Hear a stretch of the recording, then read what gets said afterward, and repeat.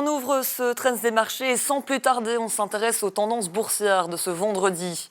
Les bourses européennes ont clôturé la semaine sur une note contrastée sur fond de remontée des taux à 10 ans sur les marchés obligataires. Sur Euronext Bruxelles, UCB a bondi dans le sillage de relèvement de ses prévisions annuelles. Le groupe table désormais sur un chiffre d'affaires d'au moins 7,6 milliards contre 7 milliards précédemment. Nixoa a également bien fini la semaine et du côté des baisses, Argenix a été victime de prise de bénéfices tandis qu'ACFA a de nouveau flanché et évolue à un plus bas historique. Pour aller plus loin dans l'actualité des marchés, je suis en compagnie de Philippe Évrard. Bonsoir Philippe. Bonsoir Marion. Alors vous me parlez du CESI aujourd'hui. Qu'est-ce que c'est ce CESI pour ceux qui ne connaissent pas, dont moi ? Alors on va éviter un jeu de mots vaseux avec ça, mais donc le CESI c'est le City Economic Surprise Index. C'est un indicateur qui est calculé dans beaucoup de régions du monde, les pays émergents, les États-Unis, l'Europe. Comment est-ce qu'il fonctionne ? En fait, il va aller rechercher toutes des données macroéconomiques, l'inflation, la création d'emplois, la confiance des entrepreneurs, des consommateurs. On regarde les prévisions, donc calculées par Reuters, par Bloomberg, et on va les comparer avec la réalité. Et donc, si jamais cette réalité est meilleure qu'attendu, on génère une surprise positive, d'où le nom de l'index, et donc ça remonte. Ou à l'inverse, si c'est une surprise négative, là ça part plutôt vers le bas. Explication très claire, j'ai compris. Et on voit justement que ces données, elles ont pas mal bougé ces derniers temps, tant aux États-Unis qu'en Europe. Que peut-on dire de ces mouvements ?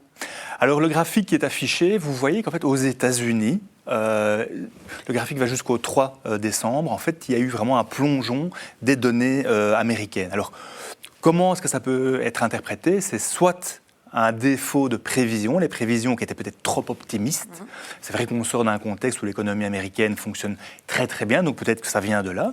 Et en tout cas, la réalité de certains chiffres communiqués était évidemment moins attrayante qu'attendue. Par exemple, la confiance des entreprises, le ISM manufacturier, qui était attendu à du 49, qui n'est pas un chiffre génial.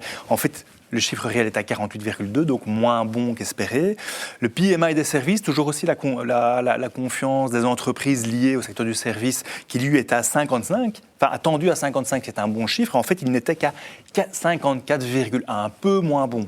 Et vous faites la même chose pour la vente au détail, qui était communiquée ici au mois de septembre, qui était moins bonne qu'espéré. On attendait à 0,4% de croissance, à 0,2.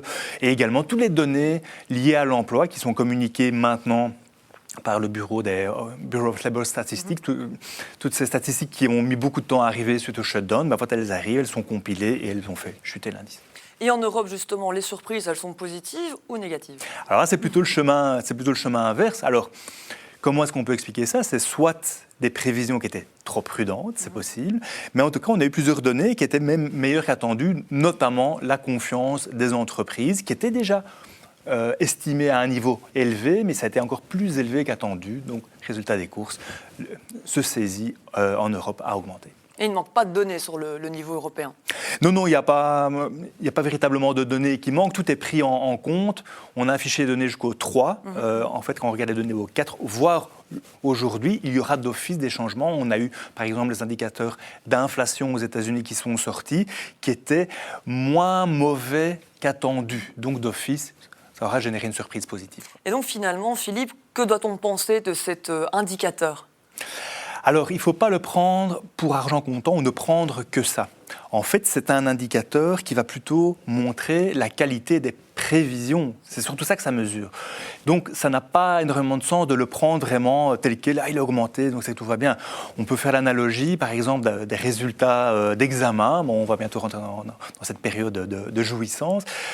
Vous estimez au sortir d'un examen que vous avez 17 sur 20, et en fait, vous atterrissez à 16 sur 20. Alors, ce sera d'office une surprise négative, vu ce contexte de saisie.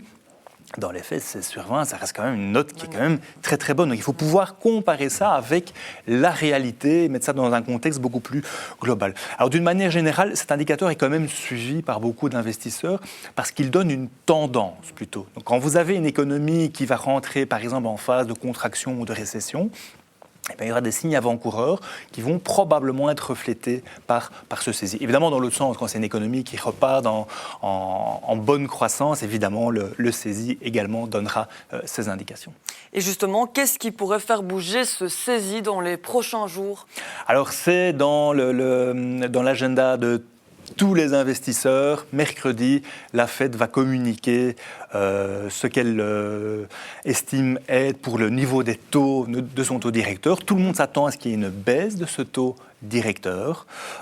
C'est quasiment déjà intégré dans les marchés. Maintenant, on n'est jamais à l'abri d'une surprise. Ça peut être une surprise positive. Imaginons que ce soit une baisse plus conséquente que les 25 points de base annoncés, mais de 50 points de base. Donc ça, d'office, le saisie va exploser dans le bon sens.